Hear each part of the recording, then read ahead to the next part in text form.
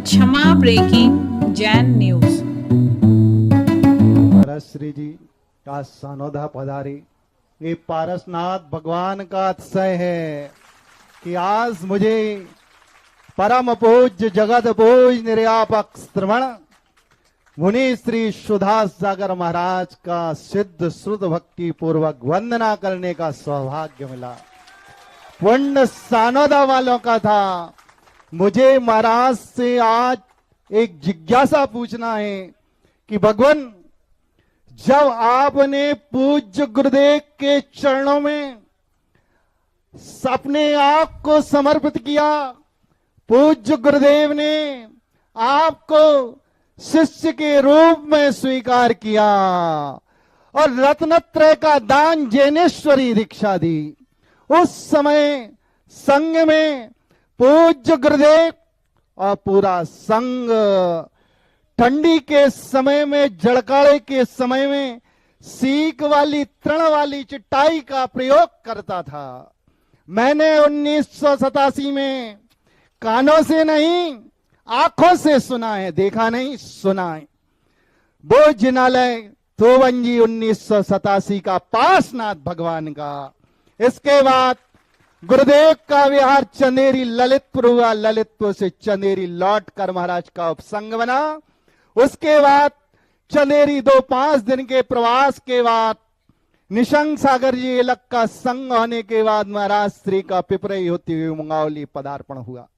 मैंने 1987 में पूज्य गुरुदेव को तृण वाली चटाई लेते हुए देखा था और संग में 1987 में आपको चटाई का त्याग मात्र पाटा पर वो जनवरी की कड़कड़ाटे की ठंड मुंगावली में देखा।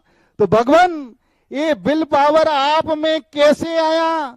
जब गुरुदेव और पूरा संघ चटाई लेता था, आपने इस चटाई कैसे छोड़ी और कुंद कुंद स्वामी की परंपरा को जीवंत कैसे किया?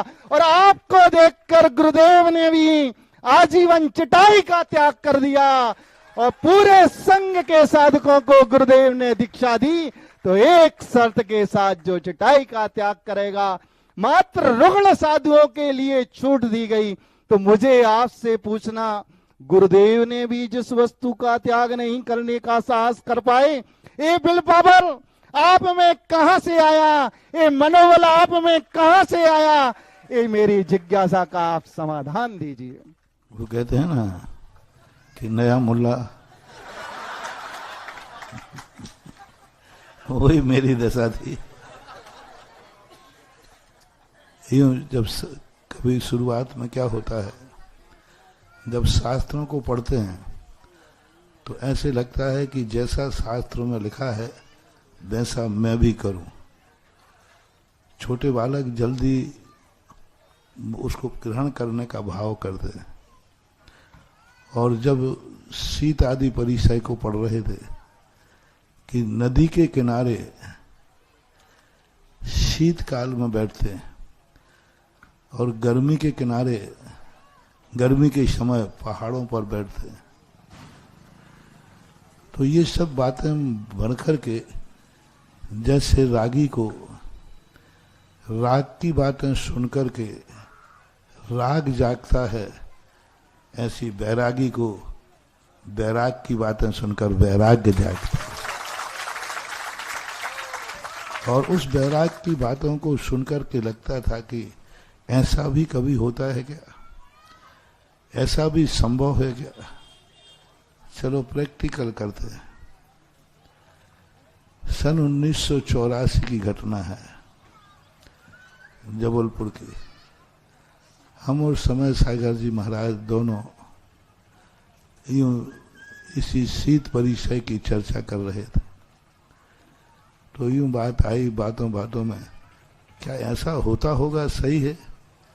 तो बात आई कि अपन संदेह क्यों कर रहे हैं, करके देख लेते हैं।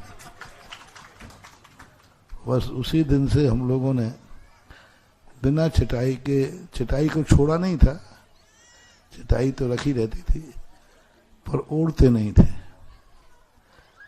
करीबन 1-8 महीने निकला होगा। हमारे दुर्भाग्य से कहो या भाग्य से कान में तकलीफ हो गई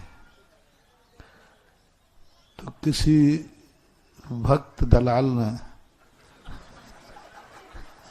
दयालु नहीं कह के दयालु ने पूज्य गुरुदेव से कहा कि महाराज के कान में दर्द होगा। तो आचार्य से कान में दर्द क्यों हो गया? तो दूसरा दयालु खड़ा था, उसने कहा महाराज जी वो चटाई नहीं लेते। चटाई नहीं लेते? आचार्य से तुरंत बुलाया, बोले तुम्हें चटाई दी गई है कि नहीं? मैंने कहा जी। कहाँ है? तो मैंने कहा रखी है। तो रात में भी रखी रहती है क्या? अरे मैंने कहा कहीं FIR लिखी गई है। नहीं रखी है। रखने को दी थी कि ओढ़ने को दी थी? यही गड़बड़ करते हो तुम लोग, बिना आज्ञा के, बिना उसके ज्यादा उत्साहित होते हो, इसलिए कान में दर्द हो गया। कल के दिन कुछ और हो जाए तो ऐसी गलती नहीं करना चाहिए। और कौन कर रहा है? और मैंने कहा मैं फंसा तो फंसा, दूसरे को नहीं फंसाऊंगा। कुछ बदमाश लोग होते हैं, जब स्वयं फंस जाते तो 4 को और फंसा देते हैं, लेकिन अपन उन बदमाशों में नहीं थे। आचार्य ने बहुत, और कौन है तुम्हारे साथ में? मैंने कुछ नहीं कहा। मैंने कहा नहीं हम ओढ़ लेंगे आज। ओढ़ने की नहीं बोल रहा हूं, मैं ये पूछ रहा हूं कि और कौन है? नहीं मैं आज से ओढ़ना चालू कर दूं। आचार्य से 3 बार पूछा और कौन कर रहा है ऐसा? नहीं मैं आज से ओढ़ना चालू कर दूंगा। मैंने 3 बार, लेकिन एक बार भी मैंने नहीं कहा कि एक साथी और है। फिर तुरंत मैं समय सागर महाराज के पास गया, मैंने कही आज तो बचा लिया, अब आप भी चटाई ले लो और हम भी। चटाई तो थी, एक भाव था कि नहीं करना, पर आचार्य ने कहा नहीं ऐसा नहीं करना, ज्यादा उतनी ही तपस्या करो जो शरीर सहन कर सके। हम लोग लेना शुरू कर दिया। फिर आचार्य महाराज ने सबको पना कर दिया। और पनागर जब गए हम लोग, तो पनागर में आचार्य श्री ने उस स्थान पर हम लोगों को उन्होंने नहीं बताया। चटाई का बस हम लोग जब सो जाते थे तो आचार्य स्वयं अपनी चटाई लपेट के बाजू में रख देते थे। उन्होंने चटाई लेना बंद कर दिया। और 2 महीने ये आचार्य श्री ने किया कि बिना चटाई के ठंड में कैसे रात निकलती है, आचार्य श्री ने स्वयं सहन किया। और 2 महीने बाद आचार्य भक्ति के बाद कहते हैं देखो अब बोलो किस किस को चटाई का त्याग करना है? कौन कौन बिना चटाई के रहना चाहता है? तो हम लोगों ने कहा आपने तो मना कर दिया। बोले मना उस दिन किया था,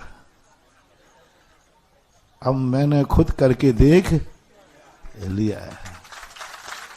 हमारे गुरुदेव सबसे सच्चे गुरु की पहचान होती है।